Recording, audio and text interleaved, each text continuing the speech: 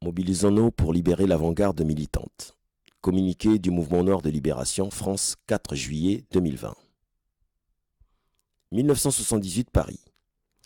Lors d'une interview au journal Le Matin, Andrew Young, un proche du révérend Martin Luther King et en même temps le premier ambassadeur africain-américain des USA auprès des Nations Unies, indique qu'il y a des centaines, peut-être même des milliers de prisonniers politiques dans les prisons américaines.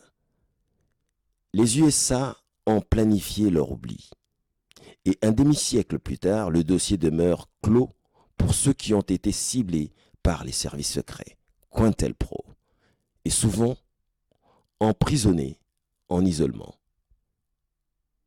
Ce qui est en jeu, c'est notre capacité à protéger l'avant-garde des défenseurs des droits humains.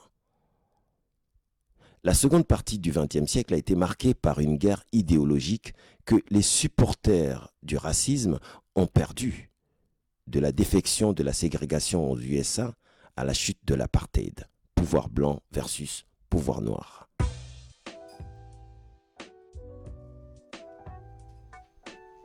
Les survivants de ceux qui furent à l'avant-garde du combat contre la ségrégation et le racisme sont encore derrière les barreaux, tandis que ceux qui, en Afrique du Sud, ont institutionnalisé l'apartheid vivent et jouissent d'une totale liberté en Afrique sous la bannière de l'Ubuntu.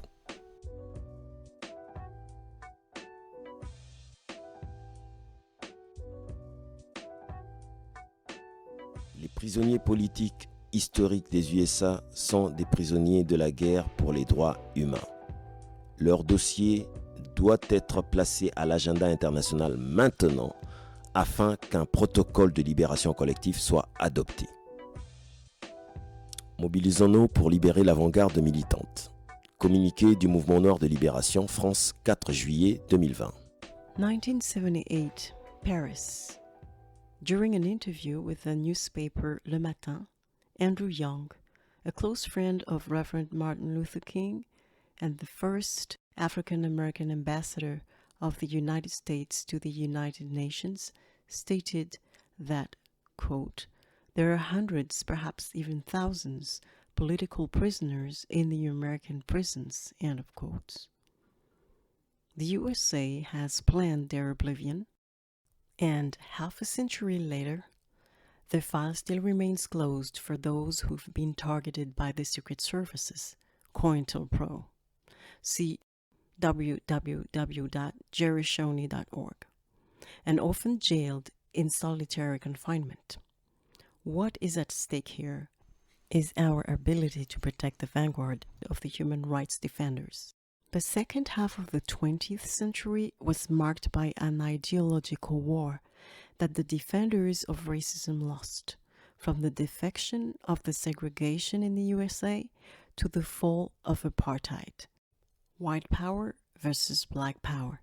The survivors among those who were the vanguard of the fight against segregation and racism are still behind bars, while those who institutionalized the apartheid in South Africa live and enjoy unquestionable freedom in Africa under the Ubuntu banner. The historical political prisoners of USA are prisoners of human rights war. Their case must be put at the international agenda now so that the protocol of collective release is adopted. Les prisonniers politiques historiques des USA sont des prisonniers de la guerre pour les droits humains. Leur dossier doit être placé à l'agenda international maintenant afin qu'un protocole de libération collective soit adopté.